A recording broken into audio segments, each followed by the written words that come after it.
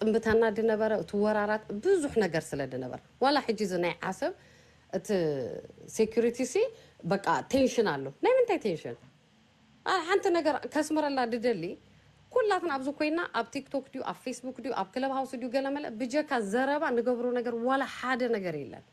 ለውጥ ንገብሮ ነገር ሲ የለን ንመንግስት መግምጣል ዲዩ ዋላ ሓደ መንእሰይ ከይዱ ተዛሪቡ ፎር ሹር እቲ መንእሰይ ድኸደ ንዓይ ከም ሳራ ተዛረብት ይልካኒ ገንዘብ ተኸፊሉ መንእሰዩ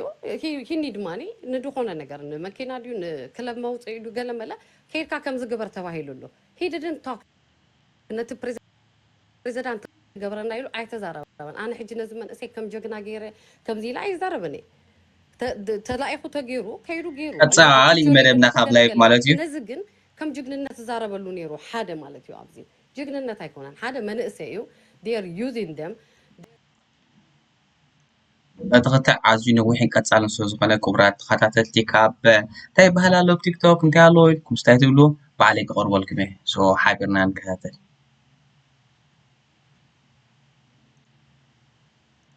ፕሮፌሰራት ኣብ ዝደለኹ ኣይጉሻ ምፅና ኣኻትኩም ተተዛረቡኹም ማለት እዩ ኣብ ኤርትራ ተማሂሮም ስደት ድወፁ ስደት ወፂኦም ትምህርቲ ደቐፀሉ ሶ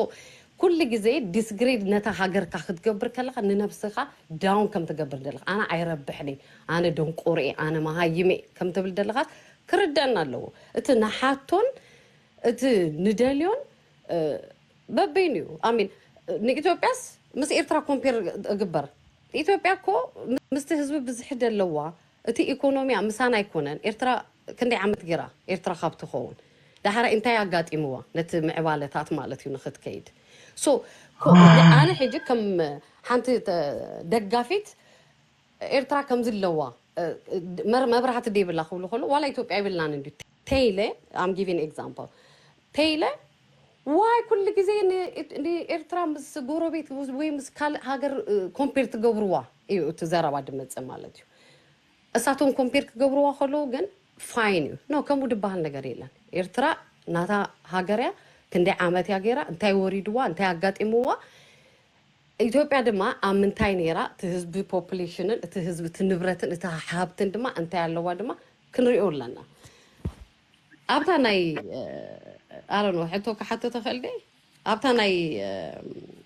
ሊዮን ተዛረባ ዲሞክራሲ ዘለዎ ኢንተርቪው ነለው መዓልቲ ፍቓድን ገለ እንዳሓተቱ እዮም ዝዕሉ ዘሎ ከማን ተዛሪቡሉ ነይሩ ማለት እዩ ሕጂ መንግስቲ ኤርትራ ካብ ከምዚ ጌርና ናይ ቢሻሲ ክንዲዚ ገንዘብ ኣትሪፍና ኦር ክንዲዚ ሰሪሕና እሳቶም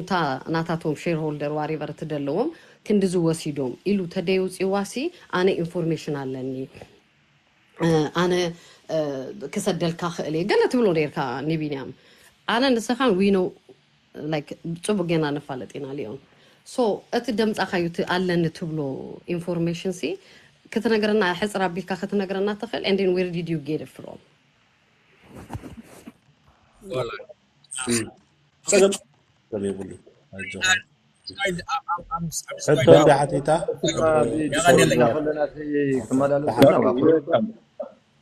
قرب بحارة تكاتعو جنازي تكتيرنا عبيت سويتس أمود أتا يمتأمبر أنا إنوي ناتو كستاين دي ناتو توسخ خيب دي مسيز اللي خناي لاين أوكي وده حركة بسلي عطوا حركة First of all, thank you Mickey. إذا جزان عطاتهم كمان أري خاصلة أريب كتزاربهم دل أبسط ساتهم دخلوا ترف كنزارب كومنت كنجبر كمان أين خلينينا especially إذا سبعيز. جن anyway thank you أدل سلة ده كاني. So أنا تاي بومو داتا إلى كدم دما كنزارب تخوينا أنا دبلو مالتيو. كنزارب تخوينا ساتهم they need to come مستناتهم sense. blaming hate دلو speech ديكونا كنسمع دلنا and the lecture كجبرنا مزي كتزارب كلها كم زمود داتا تزاربو kindergarten كمان يلن إلكا كتزارب تخوينكا I don't have أبزكو في لك زارب يدلني حق زارب ميكي because the kindergarten أنا برا ودك عندي عمد كتسوقو كلها ودك عندي عمد كيد كاسخا ميكي كندي كفلتها ماهيركا تدوز حكايش تفلتوي أنا فلتوي كلهم أبز جزاد اللو تتمرت الدخيدة مالتيو وفلتوي سو نتدلنا داون جريد جيركا إن إيرترا أندات تعرفكا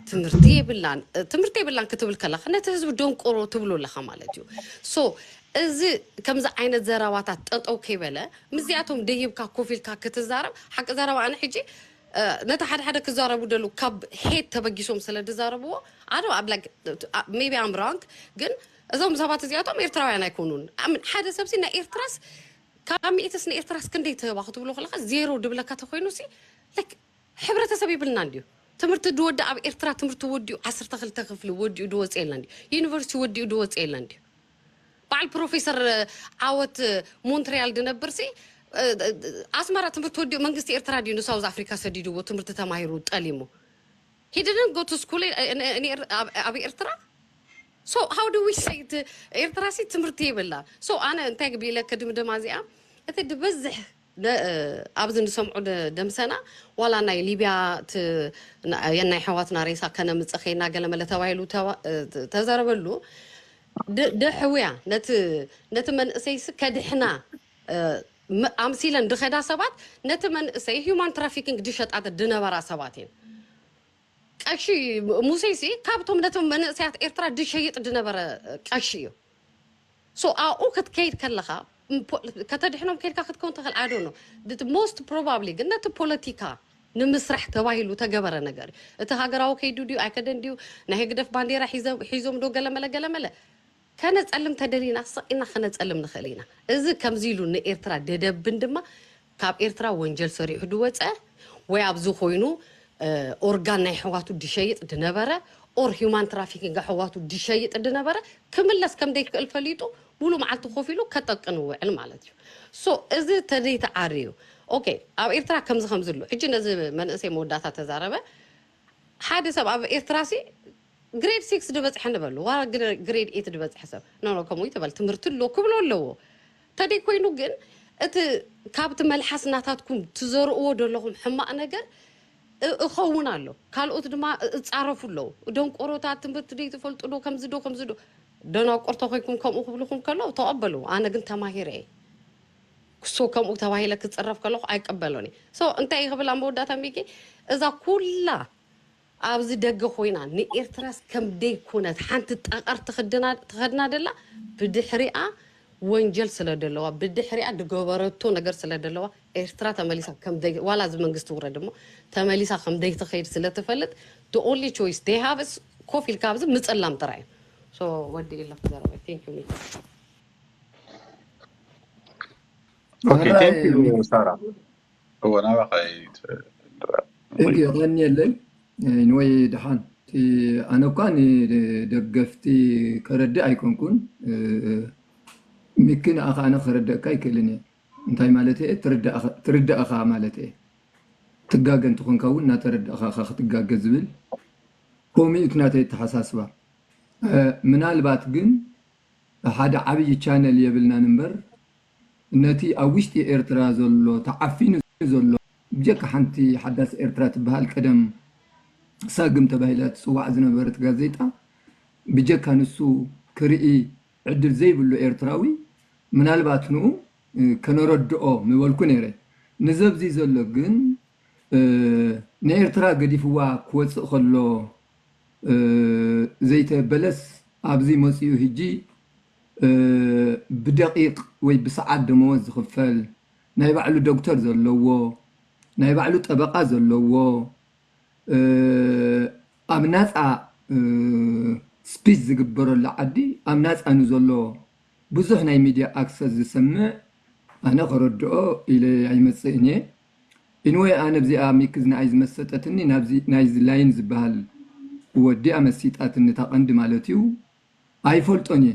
ني ناي عند برهان دناقيو أنا ناي حنم غير مريم دناقي كونكون ناي مسفن حاجوس دناقي كونكون ناي عند برهان دناقي كونكون ناي محدن دناقي كونكون جن مرحتي نيروم بصوتي كانيروم مالتي نسو يدنقوم ناتو مسليو جنتي ناتو زربا جن بسلت زلو زربا يتزاريبو أنا خاخوم يمسطنيو دحار أبرؤسيو داونلود غيرو ومبر صحف يكون نزنبب نيرو تبقعات مالتي تبقعاتو طعمي ادني قيو خاني فلطن أبزي تيك توك كابز كاتاتلجن كابتز مستني نتكونس مسرع بمسرع غيرو سلازي قربو بطعم خدنقو يدلي أنا أنت أخوص خلو زدلجن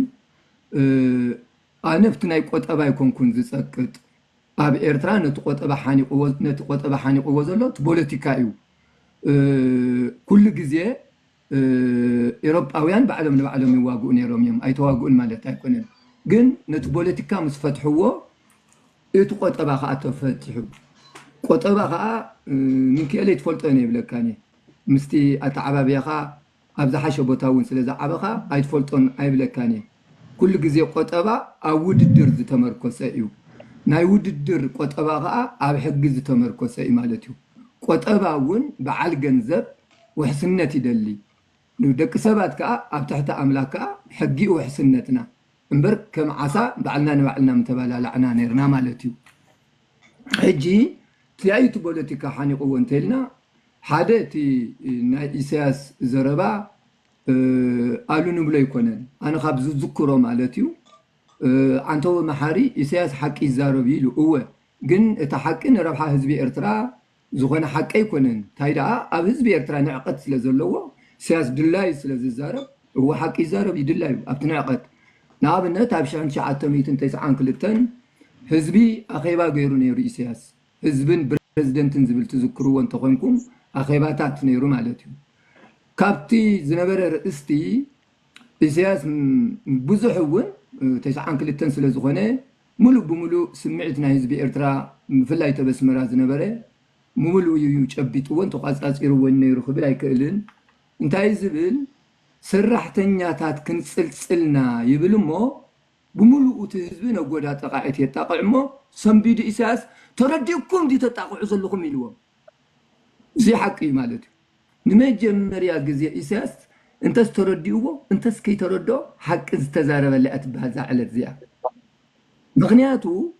نصلصلنا زلنا خبل كله حدا الروم تغرينيا ينبرن كم تغرينيا نمنتاي تقابو زبال درافاي سباي تغرينيا يمهر نيرو شو تغرينيا تاي عينت قرص اللو تاي عينت سرعات اللو يمهر سلازنبره انا ونو سلازتمهاركو تامصلصال نغربيات تقانقا مسغربيات تخيد انبر مسبوني تخيدنيا كنصلصلنا مالت كنقرصنا مالتو هجي انتاي جن إساس تصبي نيرو بأمرؤو سرحتنياتات كتصلصل انت خوينكا توم زصلصل زلو سدقوم كه بمنتاي كعابيهم كالين زبل حتى سلازتصبيو ترديكم دي تطاقعو زلوكم زبله مالت كالي اب كلتا شحن تشعتن حزب صحاب نفر تدبدبلو ازس سمير مالت بزي اب تماساسال عمت اب تلفزيون وصيو اب شحن تشعتن ايتن تسعان اربعتن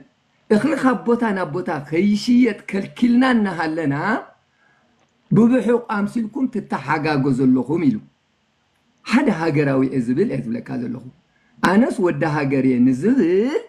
كمزي عينت ززارب مراحي نهاجر زسواء مراحة خمزة يكون رديو شو انت تنفاس شو انت قبض زسوات سدرابت بحق كيتون ندحر تقواس اسقرا خوينكا ابيل هاجر من كيله ابيل تهاجر ابيل تهزخي ابيل رأي بحق تقواس اسقر انت خوينكا نزاب بحق زيا حدا نهيك دفع بشمال باب تلفزيون قوتي تيمتيو اسمعي يا سمعوا درار انت زي سمعاني ري اي ما امنكو خاني لنا مالك كالي ابتي انت اخبار صنيحو وياني تقراي تعوت لاين زقربا تبعت غبوريلا يلو نيرو تبعت غيركم حطوتي يلو ابز دينبر من البات مسوم يفرحوا يخونو بصح نجر له مستب إرترا جزاز اللهم كاليس سكخنا التوابع عملنا مسكدنا ببوليسنا وصينا مالت توم بوليس غيرهم زوصنا حسولنا كا نايمن نتقلو لاو زلهم بمولهم حطون رؤيتهم تخلكيلهم تمدقفتي نحاده صعدان نحاده محراين تراي عدل توهيب ابز دينبر يزبلك زلو حسد تخوينا نخلي يدويلكم الراغاغصو هجي ازي ذكراي تعوت وياني تبلو عنتو لاين لكم نيرو نا عند برهان نمسيلكم نيرو ጭብጥ ቢጭብጥ ማለት زخونه تقاواماي مراحي يكون ودب وي محبر مزخوننا إثيوبيا بارتي ني إرترا واقع عداقا زوئتو سمم استقبرن تليو زخونا مصو الناس كيشتي زخونا مصو اوكي اب إرترا زول سرعات قد مجمريا مسوياني كوينو 40 إرتراويان جبهة بلي عمو تمز قتلوا تقتلهم تمز تسددوا خا اب دغميتهم اوريدي تزواواري 40 ناي جبهة تبلعهم طفيهم حقا موديهم دا من دي بلعوا تخوينهم دا بعلم تراي كزي قتلوا تخوينهم دا زراي كاب اثيوبيا عديمهم اطفيهم درار الندرار زمسلون ويلاينن وي محارن جن كسابي جمز خونه اثيوبيا تسمامعنا وشتي إرترا أتينا زقتلنا يا إرترا ولا يلا كم أنت نجبر نيرناس من الباتون كم هم تحاسبوا كم تإسياس وي هقدف نيتي بياخد كده حاسبكم إذا أثر كما أقوم تجبروا وازلهم مالتهم سلازي إسياسي تطلعوا ناي هاجر مرحي نمسفن حوس زي تأكبوا لأخيبة لك تأخيباتي نحنا أبع الكباب بحر دار لنا مالته أو كينات لنا تشوع أخي باز جبرلو تمسفن زقرب زلوا مالته أجات أولياء كبحر داري نفط أخي باتو مليسو هدي بعلو إساس مس إثيوبيا هذا من قصتكم كوني له حتى قريبو أبدي سبب أبتيس عن سلستان مس إثيوبيا فدرشن كتكونوا وينات جنيتها هو هنايلو سلام انت هيتهوه هنايلو ميكين صاغ طفل لك أنا خد أفقلني تمن إسي كتأفق اللي وامو صباح خاب إيتب أزمة حيلي من يقاوم قرب كقاومه نزي إسياس أيتهوه نزبلهم دمصناتو يوناتي دمص أيقونن كالي نايتي شحنت شعاتم إيتن تسعان حدن علات إسران حموشتن أبلوندن زنبر أخيبا ساندافا نيرنا نحنا ميكسرت فولتي ساندافا نيرنا نحنا شو برودي نكاتاتو لنيرنا تقول شعو جن ندق زي شعو بمونغوينيا أمريكاوي إسياسن ملسن قريبا مبو من البعض مسفون سيوم مسفون نيريو جنفت أخيبا تساتيفو دي أي تساتفا نقصيان كون جن كلتيوم نيرومس اتم أمريكاون مجلس إيه ويدا حارة بعد ندرك حبيركم كابسا أركم مو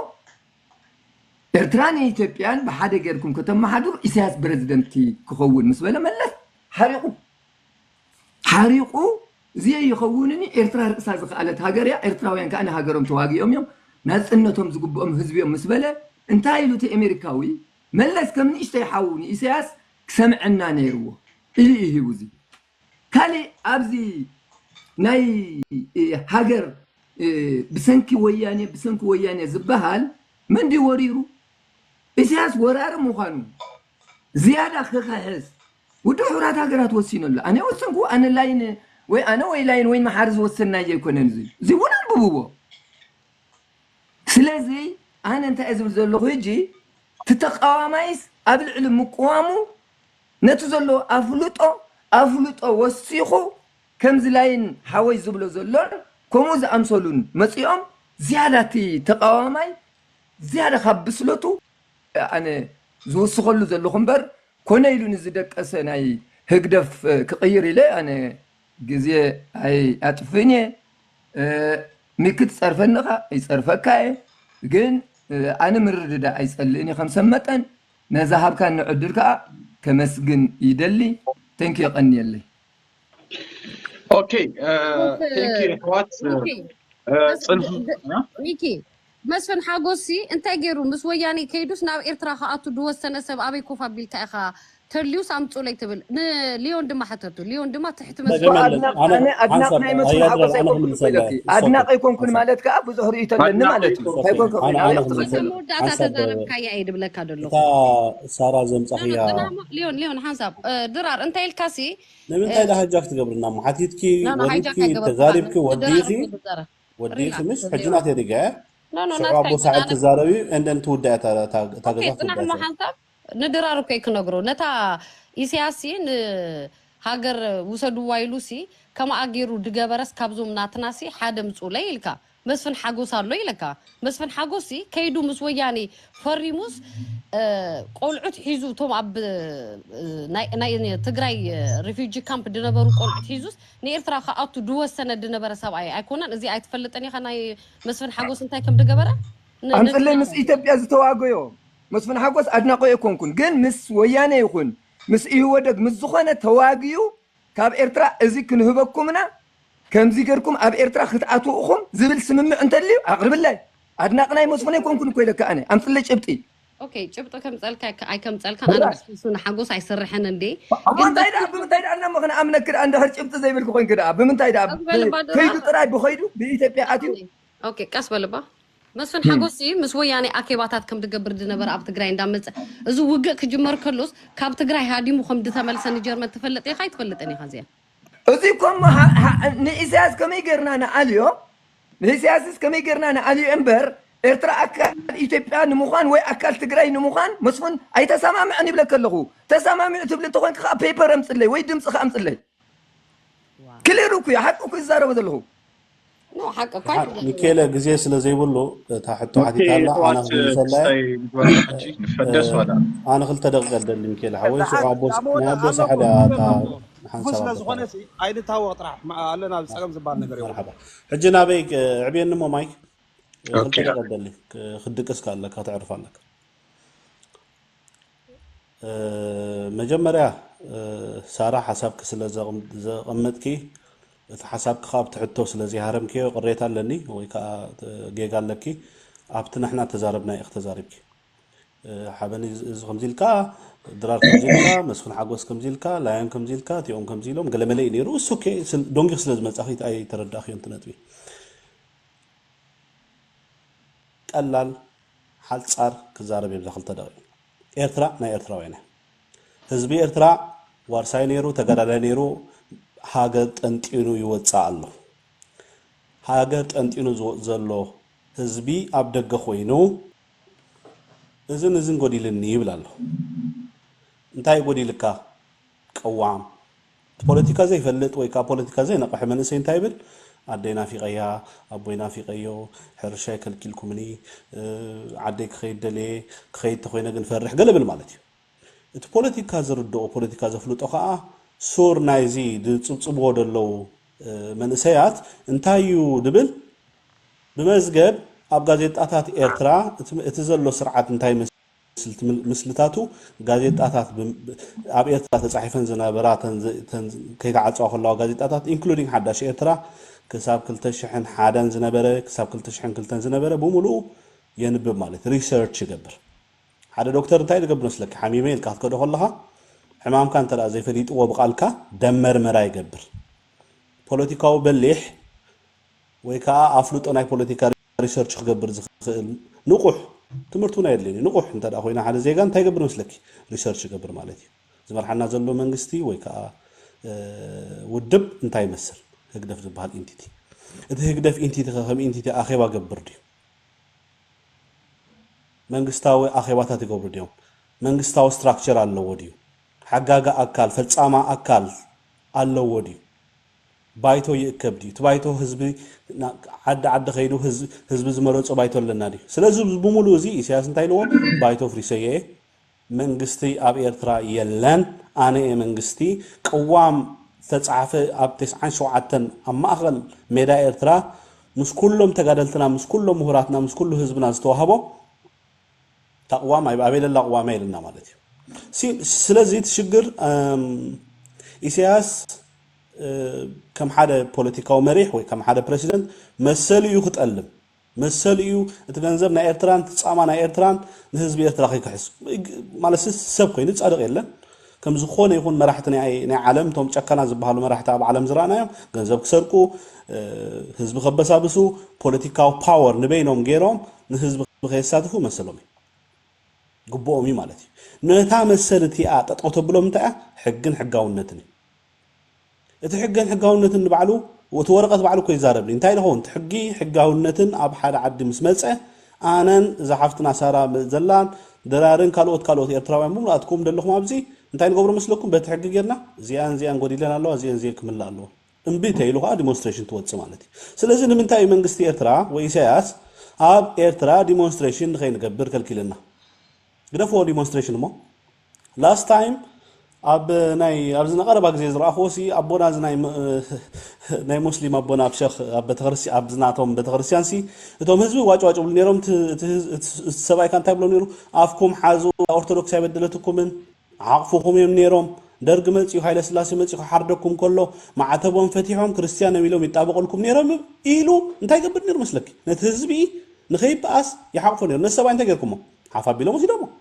መይት ኢሎም ጋሂቦምና እቲ መንእሰይ እቲ ኣስላማይ መንእሰይ ካልኦት ዝነበሩ ኣይዶኖ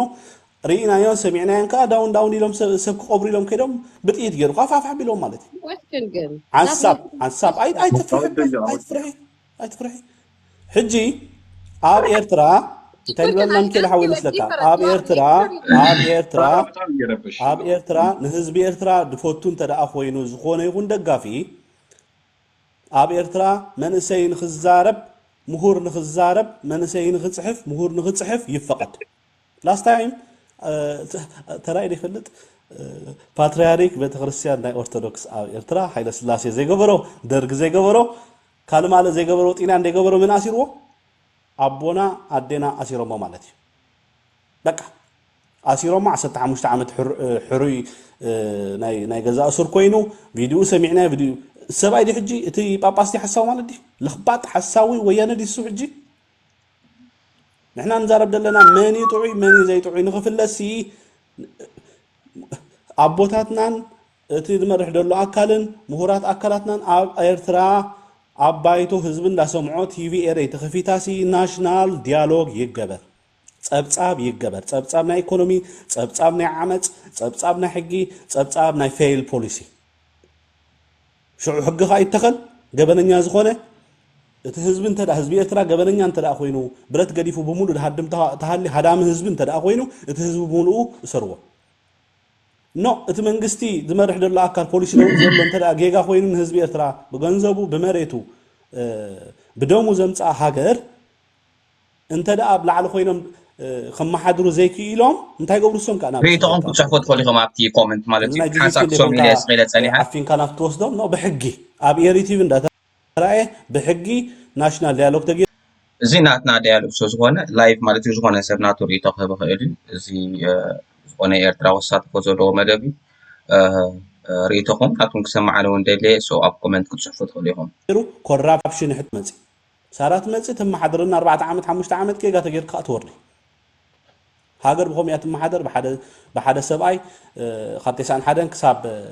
2023 ወዲ 77 ዓመት ካልእ ጋዜጣ ደይፍቅድ ኤርትራውያን ንኸይዛረብ ደይፍቅድ እሱ ዝበልዖ ኩናት ንዓ ተሰዋዕ ንዓገል እንታይ ድነሪኢና ብቐዳማይ ኣብ ሰገነይቲ ኣዋልድ ቆልዑ ኣብ ደብሪ ዝነበራ ካብ ርኢኹም ይኹም ኩላትኩም ሰብኣይ ግን ሰብኣይ ኣብዚኣ እንተዳ ሓደ ንፉዕ ሰብ ኮይኑ ተባዕ እንተዳ ኮይኑ እወ ወፂና ወሲድናየና ገፊፍናየና ንኩናት ክንጥቀመለን ደኢልና ኣዋልድ ድብል ግን የለን ንኣሽቱ ቆልዑ ስእሊ ርኢናዮ ምስሊ ርኢናዮ ቪድዮ ርኢናዮ ካብ ሰገነይቲ ኣዋልድ ቆልዑ ወሲዶም ናበይ ከም ዝወስዱና ኣይንፈልጥን ኢና ኣብ ቤተ ክርስቲያን ኣቲኻ ሰብ ኣይወሰድኒ ነውሪ ካላሽን ኣብ ቤተ ክርስቲያን ኣይኣቱኒ ግን ካብቲ ኣቱ ነዊሓ ገይራ ጳጳስና ብካላሽን እዮም ወሲዶሞ ቅዋም ፍትሒ ዲሞክራሲ ንብል ኣለና ፍሪደም ኦፍ ስፒች ከዓ ንእዝዝ ኣለና እዚ ከዓ መሰልና እዩ እዚኣ መሰል ደሊኹም ኢኹም ኣብ ኤሮጳ መፂኹም እዚኣ መሰል ሂብኩም ኢኹም ወረቐት ትወስዱ ዘለኹም እዚ መሰል ስለ ዘለኩም ከዓ ኢኹም ኣብ ትዛረቡ ዘለኹም ብልክዕ اوكي ثانك يو يحوات ناي بحكي تصرحنا اوكي اماني ابحانت مينيت كست ليش يعني هو اوكي ماني هو ده حنكل دقيقة يتزارب نوي 11 ميل نخرج مايكو خا نوي يتصنح كعرف الله ثانك يو ما برازر زارب ببزح جيزي سلازي بالله بدعمي صرفي بلوم اليوم ديسيبلين زولوم جلد بلا انقرو صرفي لنا كم بوليتيكاري يعني ويانا خمزيرا ملس بزعبا ناصنت إيرترا طبق إساس إيرترا خشيت أتاش مزول لازم يقول عتاش مني إنه يعمل سؤالون يجن أفتا أما قحنت زربات سمع أخوة ከም ፖለቲካ ክትጥቀሙላ ዝደልዩ ሰብ ከታልሉ ዝደልዩ ኣብቲ ፍርዲ ናይ ታሹም ዝነበረ ብዛዕባ ኣብቲ ናይ ቦርደር ኮንፍሊክት ናይ ኤርትራ ናይ ኢትዮጵያ ናብቲ ፍርዲ ዝነበረ መን ውግእ ጀሚሩ መን ወሪሩ ዝብል ኣጀንዳ ይነበረን ኣብዚ ክረት ዓይነ ዝኽእል የለን ኤርትራ ዝያዳ ዝኸፈለትሉ ወይ ከዓ ኤርትራ ከም ታሹም ዝተባሃለቶ ሓደ ነገር እዩ ነቲ ውግእ ኤስክሌት ጌራቶ ዘይተመጣጣኒ ምላሽ ሂባ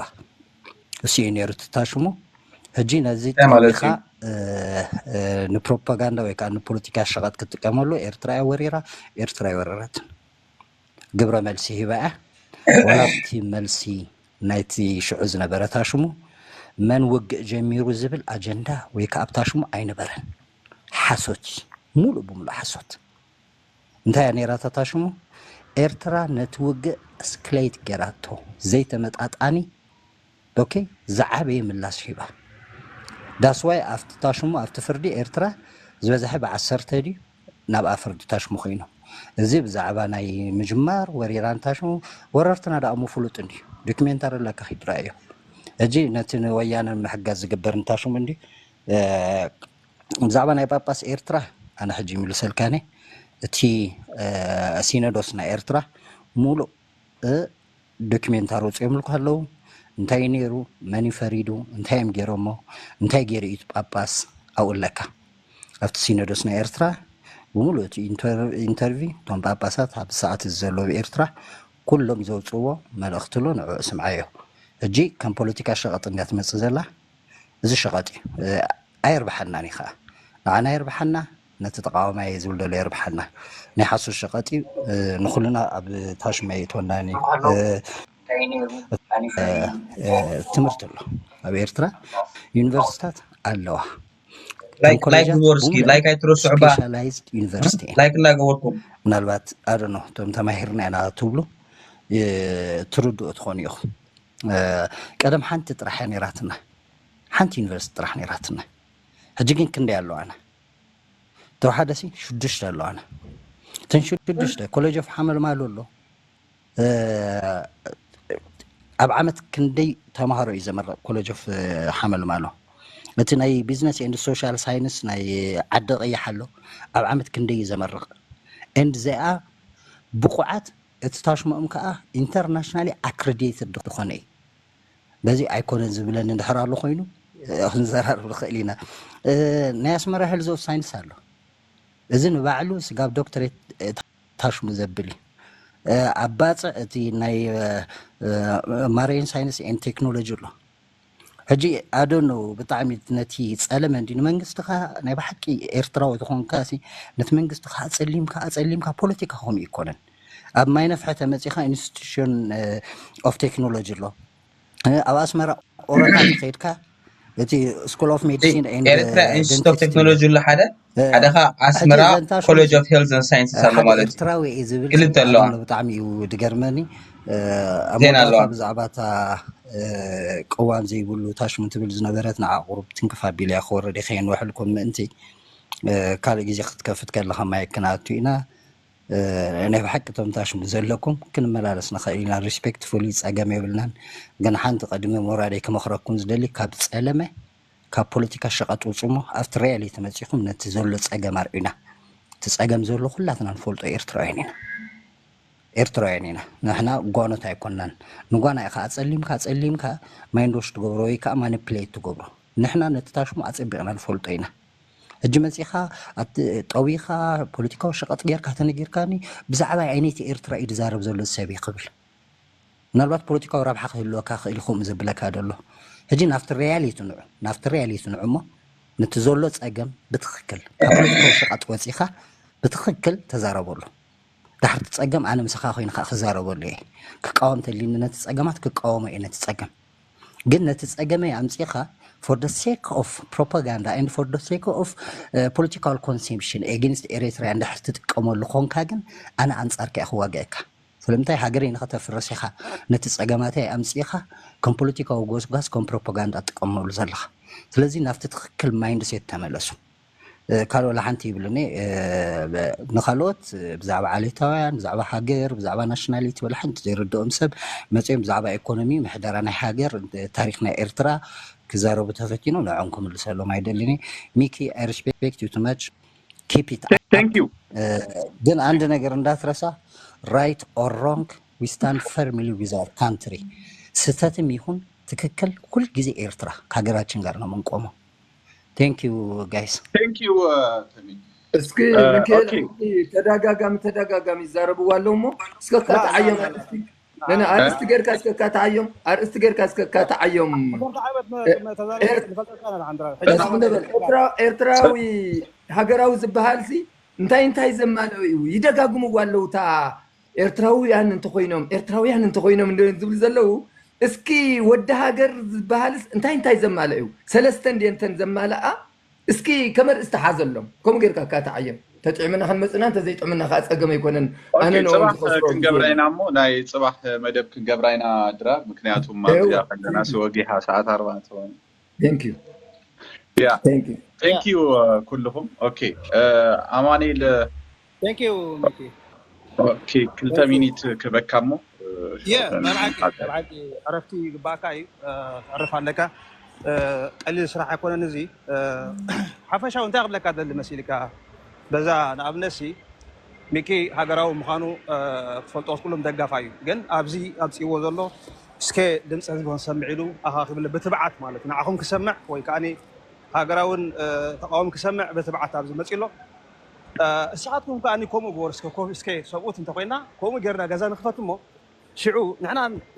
እቲ መንእሰይ ግዳይ ዝኸውን ዘሎ ብኸመይ ሓቀኛ መገዲ ሒዙ ተቃዋማይ ድኸውን ደጋፋይ ድኸውን ብዘይገድስ ንዑ ዝምልከት ንዑ ኢና ጥራይ ኢልኩም ክነትርፈኩም ከምቲ ንስኻትኩም ተሓስቦ ብፀለመ ነቲ መንእሰይ ጥራይ ተትርፍዎ ነንሕዶ ተባልዑ ንሕና ኤርትራዊ ሃገራዊ ብስኒት ብፍቅሪ ብምክባር ጉዳዩ ክዝቲ ኣብ ምግባር ኢና ነብር ዘለና ኣብዚ ብዙሕ ዝረብ ዘሎ ናይ መን ደጋፊ ኢና ንርኢ ዘለና ኣብዚ ናይ ወኪል ሲኣኤ ናይ በዓል ማልቲን ፕላውድ ናይ በዓል ዳን ኮነሌል ከምኡ እውን በዓል ማይክ ሃመር ዝበሃሉ ውድብ ትግራይ ዝመርሑ ወኪል ሲኣኤ ናይ ኣሜሪካ ናይዚኣቶም ተጣባቐት እዮም ንሳቶም ዘንበብዎ ፀለመ ኣብ ልዕሊ ህዝቢ ኤርትራ ወይ ከዓ መንግስቲ ኤርትራ ስፔሻሊ ኣብ ሓደ ውልቀ ሰብ ኣብ ሓደ ፕሬዚደንት ዝገብርዎ ፀለመ ኣብኦም ዘንብቡ ካልእ ወላ ሓንቲ የለን ኣብ ውሽጢ ዓድና ዘሎ ፀገም ኣይፈልጥዎን እዮም ብምንም ተኣምር ኣይፈልጥዎን እዮም ኣብ ተፃሓፈ ዘንብቡ ንኣብነት መስፍን ሓጎስ ክዝረብ ፀኒሑ እዚ መስፍን ሓጎስ ካብቶም ቀንዲ ፀላኢ ናይ ህዝቢ ኤርትራ ወያነ ኣይኮነን ንወያነ ዝተጣበቀ እዩ ኢሳያስ እዩ ዝበለ ሰብ እዩ ወይ ህዝባዊ ግንባር ፍትሕን ዲሞክራሲን ዝበለ ሰብ እዩ ሕጂ ንሕና ኣብ ኤርትራ ወይ ከዓ መንግስቲ ኤርትራ ምውቋስ ኣይኮነ ዘዛርበና ዘሎ መን ዝፀሓፎ መን ዘንበቦ ካበይ ከምፂኻዮ እቲ ጭብጥታት ኩሉ ግዜ ንዛረብ ንሕና ብሓቂ መን ዝፀሓፎ እዩ እዚ መንም ፀላኢ ዝፀሓፎ ሓደ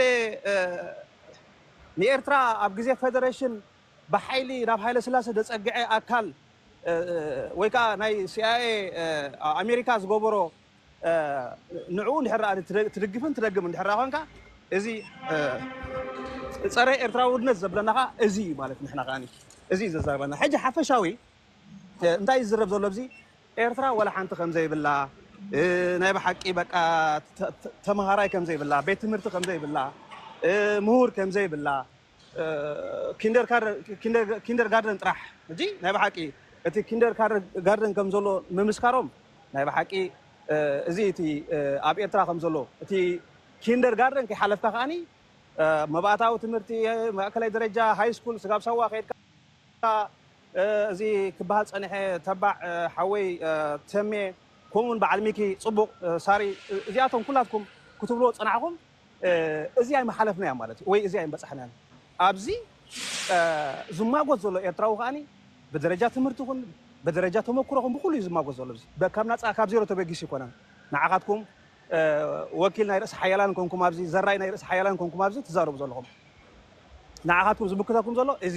ሓደ መንግስቲ ይኮነ ዝምክተኩም ዘሎ ህዝቢ ንሕና ማንም ሰብ ዝለኣኸና ካድራት ኣይኮነን ህዝቢ ኢና ንሕና ነቲ ህዝቢ ትብሎ ዘለኹም ንሕና ኢና ህዝቢ ኢና ንቋወመኩም ዘለና ህዝቢ ዝቃለሰኩም ዘሎ ፀረ ህዝቢ ትኸዱ ኣለኹም ህዝቢ ካቋወመኩም ኣሎ እዚ ኩሉ ኣብ ኤውሮጳን ኣሜሪካን ዝተገብረ ኣብ ልዕሊ ህዝቢ እሱ ካድር ኣይኮነን ብምሉእ ወይ መንግስቲ ይኮነን ብምሉእ ኣካል ናይቲ መንግስቲ ህዝቢ ንዕኡኹም ታርሙን ተጓዩን ዘለኹም ሃገረይ ስለ ዝበለ ኣሕሊፈ ኣይሂብኔ ስለ ዝበለ እቲ ዝግበር ተፃብኦ ብደረጃ ማዕቀብ ዝግበር ተፃብኦ ኣብ ደገ ኣይቅበልነ ስለ ዝበለ ንዕኡኹም ትጎይዎ ዘለኹም ባይዘወይ ግን ኩላትና ኣብዚ ኤርትራውያን እዚኣቶም ካብ መዘረባ ሓሊፎም ሓን ስለ ዘይገብሩ ኣብዚ ክንመፅእ እንኮልና ተዓጢቕና ንምፃእ ኣደልዲና ንምፃእ እምበር እዚኣቶም ስለ ተዛረቡ ዘፍርይዎ ተኣምር የለን ወላ ሓንቲ ዝገብሮ ተኣምር የለን ኣብዚ ዳርጋ 20 ዓመት ኣንፃር ህዝቢ ኤርትራ ተጎስጊስ እዩ ግን ወላ ሓንቲ ዘፍረየ ተኣምር ህዝቢ ኤርትራ እንዳሓየለ መንግስቲ ኤርትራ እንዳሓየለ እዩ ዝኸይ ዘሎ ፀገማት ክንዘራረብ ንኽእልና ጠንቂ ሳዕቤን ኢልና ሓደ ብሓደ ተዘራሪብና ሽግርና ክንፈልጥ ንኽእልና ሽግርና ክንፈትሕ ንኽእልና ተዘየለ ግን ኣብ ኤርትራ ዘሎ መንግስቲ ፀገም ናይ ህዝቢ ኤርትራ ኢሳያስ ፀገም ናይ ህዝቢ ኤርትራ ዝብል ግን እዚ ከምቲ ቅድሚ ሕጂ ብሽም ባድመ ሃገር ምሁራር ዝተገበረ ሕጂ እውን ብሽም ኢሳያስ ሃገር ህዝቢ ኤርትራ ንምጥፋእ ዝግበር ኣጀንዳ ዳ እምበር ከምቶም ጠፊኦም ዝበሃሉ ኣብ በዓል ኣሜሪካ ሬድ ኢንዲያን ኣበይ ኣለዉ ኣብዚ ዝነብረሉ ዘለና ዓዲ ደቀባት ኣበይ ኣለዉ ንፈልጥ ኢና ከምኡ ጌርካ ንምጥፋእ ስለ ዝኾነ ንሕና ኸ ነዚ ደው ኢልና ክንምክቶ ኢና ዳሕራይ ትብዑ ተዛረቡ ትብሉና ኣለኹም እንትረፍደ ዘረባ ሞት ኣይንፈርሕና ንሕና ካብቲ ብረት ሒዙ መፃካ ኣብዚ ብኻራን ብጎዞመን ጥራይ ኢድና እንኮለና በዓልና ክነፀንብር እንዳተጎየዳ ኮና ትጎይዎ ዝፈርሕ የለን እስኹም ጥራሕ ትብዑ ንሓቂ ተዛረቡ ካብ ፍርሒ ወፂኹም ሓቂ ሒዝኩም ኣብ ሓቂ ጥራሕ ንበሩ እምበር ንሕና ኤርትራውያን ኣይንፈርሕን ኢና ንፈርሖ የለን ብጀካ ነኽብሮ ንፈርሖ የለን ታሲት ብጀካ ክንፅሊ ድንን ንብል ክንትኩስካ ንምርካኽ ካልእ ወላ ሓንቲ የሉ ኤርትራዊ ማለት እዚ እዩ ሕጂ ግን እንዳሓን ካይንሕዘካ ሚኪ ዕረብ ብዝኾነ ግን ኣለና ኦኬ ቴንክ ዩ ብጣዕሚ ቀሊለይ ኣሕዋት ቴንክ ዩ ክብለካ ኣነ እውን ዝሓወይ ተዛሪብሉ ነጥብ ላይን ብራዘር ክስታይ ሕጂ እስኻ ኣብ ትኸዶ ቦታታት ናይ ደንበ ተቃውሞ ተኣቶ ገዛወቲ ከምዚ ንሕና ዕድል ንህብ ዘለና ዘይንህረም ኮይንና ኣይኮነን ወይን ድማ ቁልቆል ዓፍና ዘይደፍኡና ኮይኑ ኣይኮነን ነፃ ፕረስ ክሳብ ዝኾነ ነፃ መድረክ ክሳብ ዝኾነ ነዚኦም ኣብ ሃገራዊ ደለዉ ሰባት ድማ መፂኦም ምሳኹም ክማገቱ ምሳኹም ክዘራረቡ እስኻ ብፖለቲካ ይኹን ብትምህርቲ ቀለም ዝፀገብካ ስለ ዝኾንካ ነቲኦም ኣብ ደንበ ተቃውሞ ደለዉ ውድባት ይኹኑ ሰባት ይኹኑ ገዛወቲ ይኹኑ ነቲዮም ሃገራውያን ድማ ከምዚ እስኹም መፂኹም ድሌትኩም ተዛሪብኩም ሓሳብኩም ሸይጥኩም ምስ ህዝቢ ኤርትራ ዘቀራርብ ነገራት ክሳብ ትዘራረቡ ዳሃለኹም ነቲዮም ካልኦት ድማ ይሕዋትኩም መፂኦም ኣብ ገዛኹም ሓሳቦም ክገልጹ ብዝተፈላለየ መገዲ ዕድል ክትህብዎም ብክብሪ ንሓተካ ማለት እዩ ብራዘር እዚ ድማ ክትጉስጉሰሉ ተስፋ ገብር ይቀኒለይ ግን ሕዋት ክሳብ ሕጂ ምሳኹም ብምፅናሐይ ፅቡቕ ዝኾነ ትምህርቲ ወሲደ ካብ ኩላትኩም ብሪስፔክት ሞሃል ብፅሞና ብዘለዎ ብዙሓት ሰባት ሕዋተይ ድማ ኣብዚ 452 ደለዉ ገሊኦም ደቂሶም ኮይኖም እምበር ክሰምዖኹም ፀኒሖም ደስ ድብል ምክንያቱም ከምዚ ደፀብቐልና ከምዚ ድማ ደስ ድብል እሞ ፅባሕ ድማ ብካልእ መደባት ክሳብ ንመፅእ ሰላም ለይቲ ሕዋት ኩልኹም ማለት እዩ ቴንክ ዩ ሞስት ዌልካም ሚስተር ማይክ ቴንክ ዩ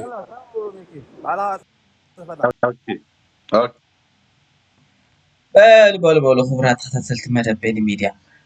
ብጣዕሚ ደስ ዝብል ዳያሎግ እዩ መብዛሕትኡ ግዜ ኣብ ቲክቶክ ከም ንዕዘቦ ማለት እዩ እንትርፎ ንሕዶም ክትፃረፉ እስኻ ከምዚ ሓደ ሰብ ልዝብ ክገብር ኣይንርኢና ወይ ንዕዘብና ሓደ ኣርእስቲ ይለዓል እቲ ኣርእስቲ ከዓ ኦኬ ክንድግፍ ኢና ተኮይኑ ኩሉ ሰብ ንክድግፍ ጥራይ ዝሰምዕ ኩሉ ሰብ ንክድግፍ ጥራይ ዝመፅእ ፀርፊ ገለ ኣንፃር እቶም ተቃወምቲ ዝበሃሉ ማለት እዩ ምቋምሲ ከምዝበቅ ዓብ ሓጢኣት ገይሮም እዮም ዝፃረፉ ነይሮም ሕጂ ከዓ ኣብቲ ናይቲ ሓደ ናይ ደንበ ተቃውሞ እንተተዓዚብካ ክኾኑ ማለት እዩ ደጋፋይ ከም ሰብ ደይኮነ ኢንሂሜን ዝኾነ ዓይነት ዘረባን ፀርፍን እዮም ደዝንቡ እዚ ከምዚ ዓይነት ሲቪል ዝኾነ ዳያሎግን ሓደ ሰብ ናቱ ርእቶ ክህብ ናቱ ሓሳባት ክህብ እሞ ካብኡ ተበጊስካ ከዓ ይህን ክትበሃል እዚ ብጣዕሚ ደስ ዝብል ክቕፅል ኢኻ ጌና ፈለማ ኣይኮነን ብዙሓት ከምዚ ዓይነት ሜዳ ከፊቶም ኣብ ሚድያ ይዛረቡ ኣለዉ እሱ ከዓ እቲ ኦፐን ፕረስ ዝበሃል እሱ ከዓ ሓሳቡ ክላዝብ ዝኽእል ምክንያቱ ክሳብ ኣብ ሓደ ኮና እዝን እንደይበልና ኤርትራውያን ኦልሬዲ ዲቫይድ ኮይና ኣለና ኣብ ዓለም ከዓ እቲ ቀንዲ ንሰብ ግዙእ ገይሩ ደኺዶ እንታይ እዩ ዲቫይድ ክሳዕ ዝኾነ ሓደ ካብቲ ስልቲ ንሓደ ህዝቢ ክትመርሕ ትኾንካ እንታይ ይድብል ናምበር ዋን ኣብቲ ህዝቢ እምነት ከም ደየለ ምስትራስ ተእቱ ካልኣይ ካብኡ ከዓ እንታይ ዲቫይድ ኣንድ ሩል ማለት እዩ ተመቃቅሎም እዚ ብሪቲሽ ከምኡ እዮም ገይሮም ዓባይ ብሪጣንያ መጀመርታ ኣፍሪካ ክገዝኣ ከለዉ መቃቂሎም ኣብ ውሽጢ ሓንቲ ሃገር እስኻ ከምዚ እንዲኻ እስኻ ወዲ መሽሙ እንዲኻ እስኻ ከምዚ እኳ ኢኻ እናብሉ ይመቃቅሉካ እሞ ከመሓድሩካ እቐሉ ኣለዎም ማለት እዩ እጂ ቀዳማይ ሰብቲ እምነት ኣብ ትሕዚ ኣብ ሓደ ንሓደ ሰብ ከም ደየለ ገይሮም ንርኢልና ንሕድሕድና ኣሽንኳይ ኮፍ ኢልና ከንዕልል እንትርፉ ሓደ ሰብ ምስኻ ወይ ሓሳብካ ድሕር ዘይረግፅ ኮይኑ ፀላኢኻ ኣብ ምዃኑ ኣሚንካ ምዝራብ እሞ ፅባሕ ንጎታ ሃገር ዳምስ መንዲኻ ኮንካ ክትነብራ ምስኡር ኣይኮንካን ስለዚ ቀዳማይ እቲ እምነት ኣብ ሓደ ክንመፅእ ኣለና ክንተኣምና ኣለና ካልኣይ ከዓ ከምዚ ኦፕን ዳያሎግ ሓሳብሲ ክንዛረብ ኣለና ኦኬ መቸም እዚ ናይ ሎም መዓልቲ ምሽት ኣነ ብጣዕሚ ደስ ኢሉኒ ስሒቡኒ መሰሉ እዩ ሰባት ድላይ ከዓ መን ድላይ ክዛረብ ኣብ ዓዲ መሰለ ይኮን ኣለና ዓዲ ፍሪዶም ይኮን ኣነ እውን መሰለ ድላይ ኣይክብል ናተይ ሜድያ ሃፍቲ ድላይ ኣይክብል ክሳብ ኣብ ተራ ሂወትካ መፅእ ዘይፀርፉካ ኣብ ተራ ሂወትካ መፅእ ንዓኻ ዘይቋሸሽኩ ናተይ ሓሳብ ክመያየጥ ክዛረብ መሰለ እዩ ካብኡ ተበጊስካ ከዓ እዝን ከምዚ እዩ ጌጋ እዩ ከምዚ ዝበሃል ክትብለኒ ናትካ መሰል እዩ ሽዑ ኣነ ክቕበሎ ናይ ቅበሎ ግን ናተይ መሰል እዩ ሰብ ግድን ንዓይ ስምዓኒ ክትብሉ ኣይ መሰል የብልካን ሓላፍነት የብልካን ኣብ ካናዳ ድዩ ኣብ ኤሮጳ ድዩ ዝኾነ ዓለም ዘለኹም ትሪእዎ ኢኹም ኣብ ደገ ወፂኦም ናይ እንታይ ዴሞንስትሬት ትገብሩ ናይ ድላዮም ደስ ዝበሎም እምነት ኣምላኽ የለን ዝብሎ ኣምላኽ ኣሎ ዝብሎ ኩሉ ሰብ ግን ብሓባር ይነብር ናቱ መሰሉ እዩ ዝኾነ እንኳዕ ምሳይ ፀናሕኩም ኣብ ቀፃሊ ብካልእ መደብ ክሳብ ንራኸብ ሰናይ